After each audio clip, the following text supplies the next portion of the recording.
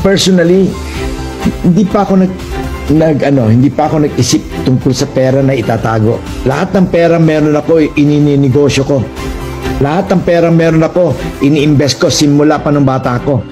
I've never tried to keep money in the bank.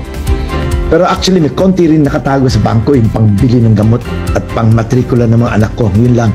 Pero the rest of the money are being used to invest, to create opportunity, to create jobs, and to do many things for everybody.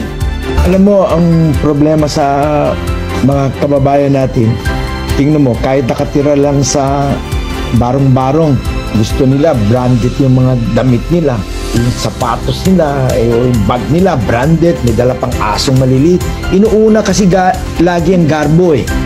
Ang kailangan, kung meron kayong kitain, itago nyo para mapag-aral nyo yung mga anak nyo. Kailangan itago nyo yung pera para pangbili ng gamot pagka magkasakit kayo.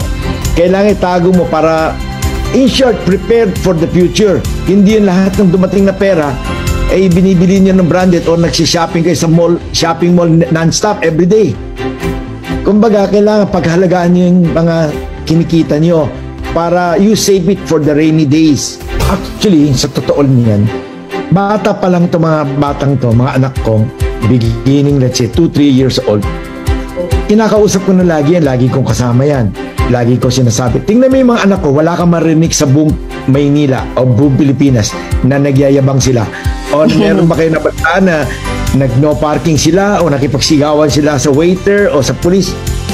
Yung upbringing ng mga anak ko o ng pamilya namin, lagi kaming low profile, law abiding citizen kami. Hindi kami yung mga akala mo kung sino. So, ganun ang tinuturo ko sa mga anak ko at sa mga apo ko.